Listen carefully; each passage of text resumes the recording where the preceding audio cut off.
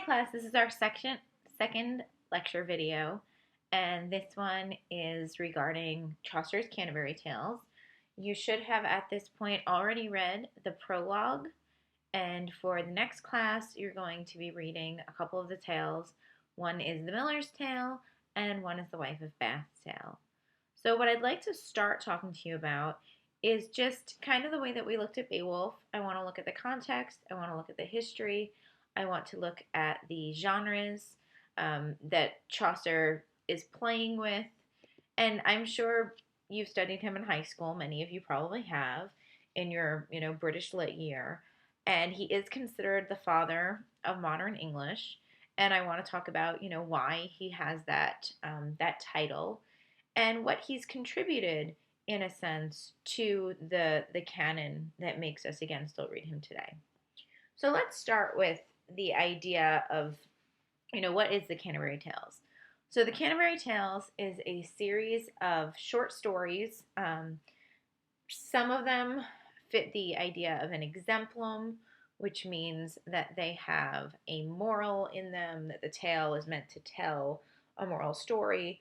But not all of them fit that concept. Some of them are romances. The Knight's Tale is a classic courtly romance.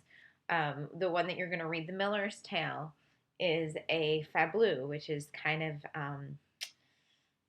a racy story.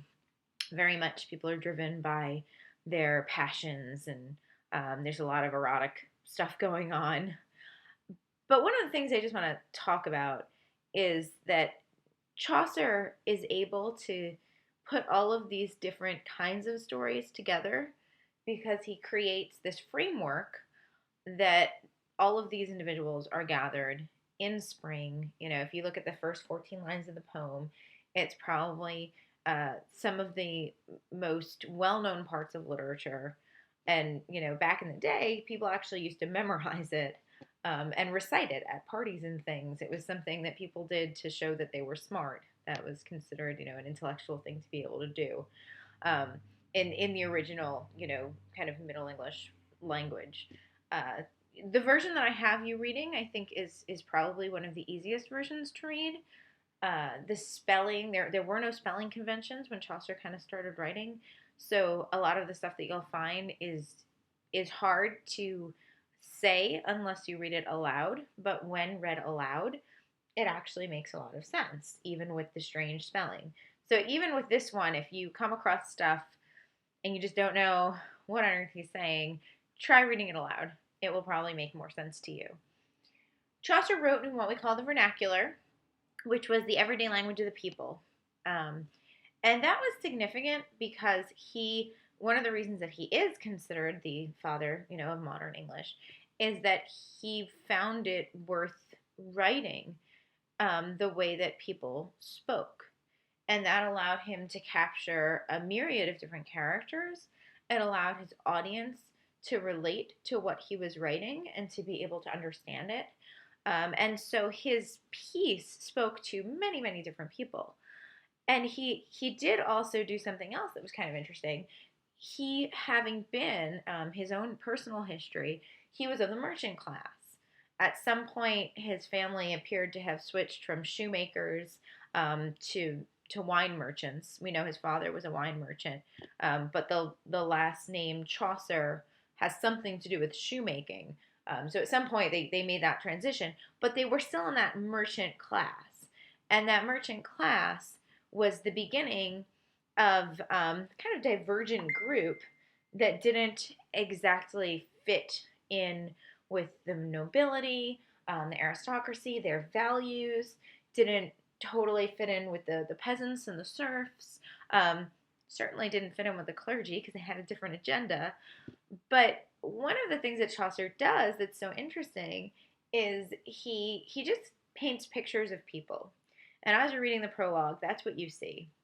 You see this somewhat naive host, or this naive, I would say, narrator. The host is someone different. The narrator is Chaucer himself, and he is writing about these individuals in these little kind of synopsises of what he sees. And a lot of what he sees has to do with their physical appearance, um, how they behave with other people, what they appear to be concerned about. And what makes Chaucer such a unique author is he does it all without judgment. And I say that kind of tongue in cheek, because everything Chaucer is a little bit tongue in cheek. He's not reserving judgment. He is. It's clear that he has issues with various groups of people. Um, it's clear that there are tensions within the classes, that they don't all just get along, and so he's able to show that without having a judgmental tone, or without saying, this person is just bad. Um, Instead, we get physical descriptions that just seem really awful and disgusting. Um, and then, that reflects their inner being. And then we also get little bits and pieces about what they're up to. The nun, or the prioress, is one of the people who kind of stands out. And here, he's praising her as this nun, but when you really look in between the lines, why is she smiling coyly? Why does she have a brooch that says "Love conquers all"? You know, is that really a Christian ideal? We're told that she loves puppies more than she loves people. That if a puppy were to get hurt, she'd care more deeply than for people within her community. So as much as he's not just outright saying, this is a horrible woman, you're getting these bits and pieces, that there's something else going on there. And so that's what draws all of Chaucer's characters together, is they fit into their status. They fit into their kind of social hierarchy. But within that hierarchy, they're all just human, and we see this human condition coming through in all of these different characters. I wouldn't necessarily say that Chaucer is sympathetic to them, um, but he's non-judgmental. Even the friar. I mean, the friar's a pretty screwed up character. He, uh, he starts fights in bars. Um, he'd kind of tell a woman without a shoe, how you doing? Obviously, she's not doing too well. She doesn't have a shoe. But he wouldn't stop to help her out. So he again seems very much out for himself, and driven by their passions, and that's one of the things that we see repeatedly in throughout this whole prologue, is that these people are driven by their passions. They are, first they are characters of flesh. You have characters who really like to eat a lot, and when you're looking specifically at the clergy, anybody who's fat, that wasn't particularly a good thing. They took vows to guard themselves against gluttony and such things. But to just give you some background of the time period, it was a time period where you had landowners, you had the knights, you had the clergy, you had the peasants, right? So you did have this kind of hierarchy. And what you saw was that there was this rule called primogeniture. And the idea behind primogeniture was that the goods in a family would go to the eldest son. And that was it. So if you were the second eldest son, or you were the third, you weren't entitled to your family's property or wealth. That went to the firstborn. And so, what are we supposed to do with all of these, nobility, all of these kids who have grown up not working, not planning to work? Well, we have to find other places for them. For the brave, there was knighthood. But for those who weren't so brave, there was the clergy. And so that was where the clergy essentially came from, for the most part. You do have a couple characters later on. You have the two brothers who clearly are from a lower class, but are actually really good people who care deeply about religion, about God, about charity, about helping people. And so they're in the clergy, you could say, for the right reasons. But then you look at a lot of the other individuals, and you would see that they're still practicing these, behaviors of upper class, but they're masquerading around as clergy.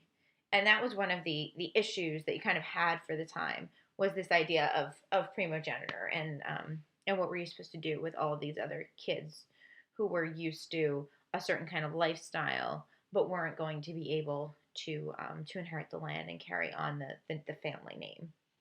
So that's one thing you've got going on that Chaucer is on some level commenting on and dealing with. He starts this whole thing on a pilgrimage. Again, everything Chaucer is a little bit tongue in cheek. You have them start out in spring. Um, you get this beautiful description about nature in full bloom, and it's an exciting time for the world, right? For the whole universe, spring, all this rebirth, and it just appears a good time to go on a journey. Now, one thing that is really very unlikely was that any of these individuals would have met at the same tavern or inn and then would have decided to travel together. For the time period, you had pretty strict separations of classes. They would not have done that. But for Chaucer's purposes, he's created this framework where they are all going on a pilgrimage, and of course, you kind of have that idea that religion is it's Catholic, it's universal, right? And so anybody of any class could be a part of this journey, and travel together and go on this missions journey, because essentially, we're all sinners and we all have repenting to do, and that idea of seeking God at any level can come into play. But you also have this very clear, it's a good time. Like, these guys like to drink, they like to party. They are, kind of gambling with this little tale competition that they've got going on. And so you do have that level of, is this a pilgrimage, or is this a reason to just go on vacation? And uh, that idea of just going on vacation seems fairly important to what Chaucer is doing too. So we start, with the description. You kind of start in the hierarchy. You start with the knight, and he's the ideal character. He has fought in multiple wars. He's been honorable. He's been loyal. And the interesting thing is, when you get to his tale, he's also the first one to tell a tale. We don't have so much irony here. He draws the straw, and he's the first one, because he kind of sets the scene for what Chaucer's pilgrims are. I don't want to say up against, but what their culture has portrayed. And so the Knight's Tale, which is a tale that you don't have to read, it's not on the syllabus, but the Knight's Tale is a typical tale of romance and courtly love.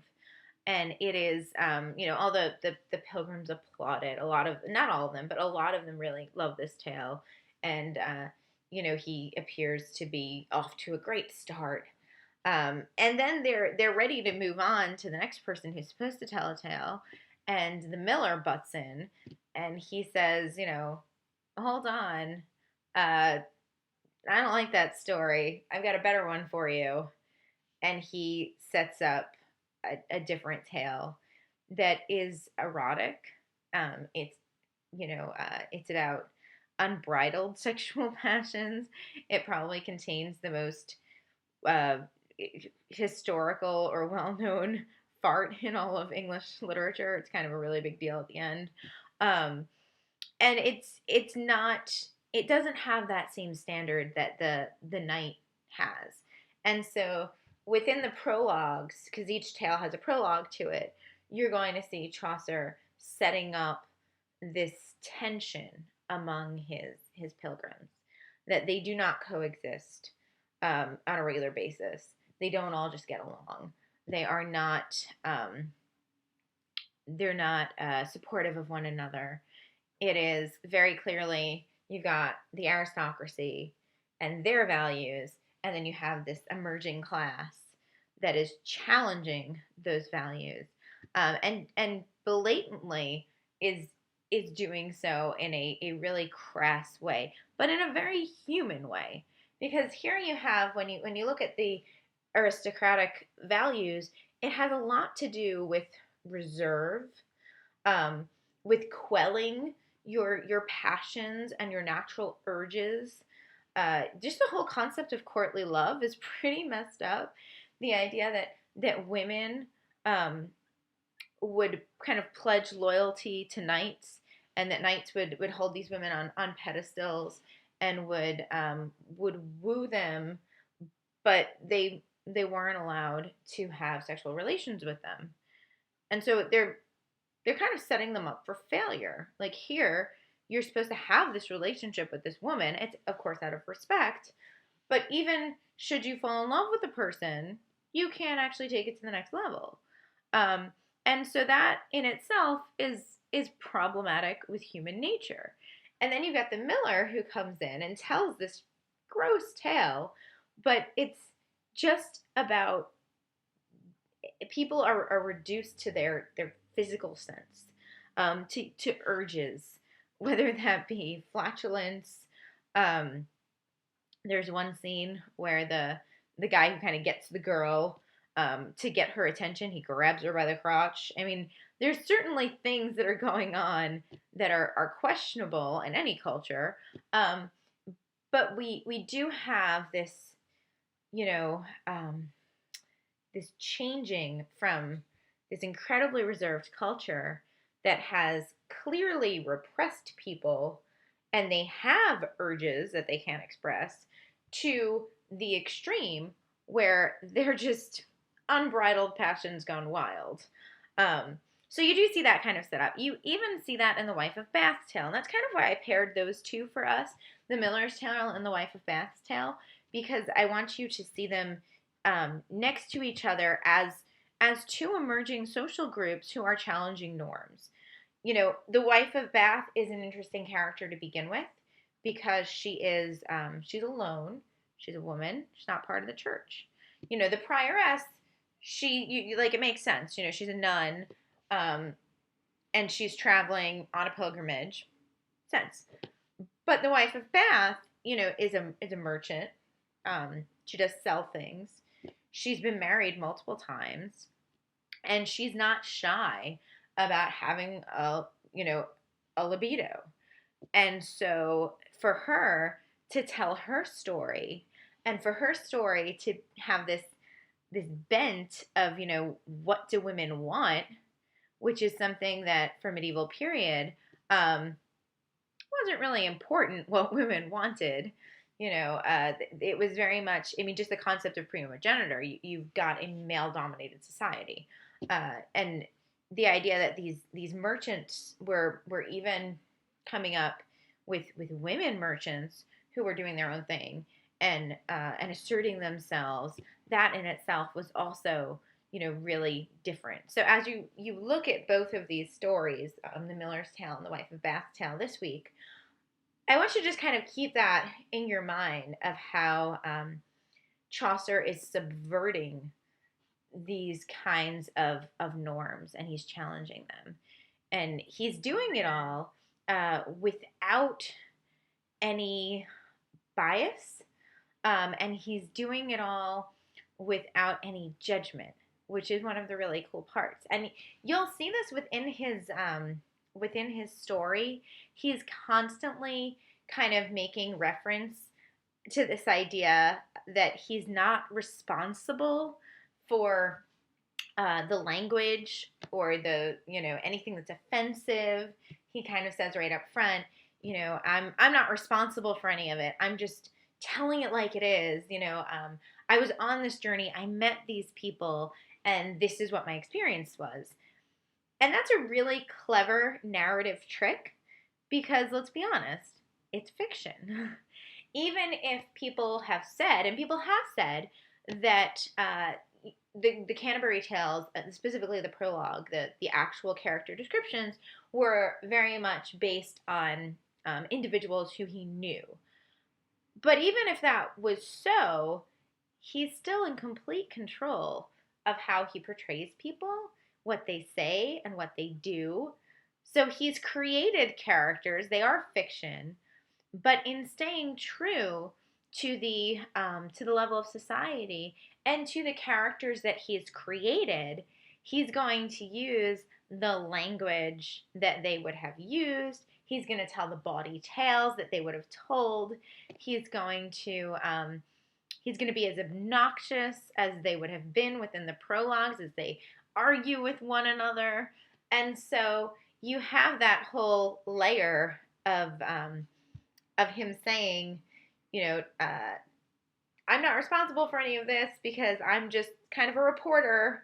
And then, of course, you have that other side of, but you're not. You're totally making all of this up, and you have some kind of agenda.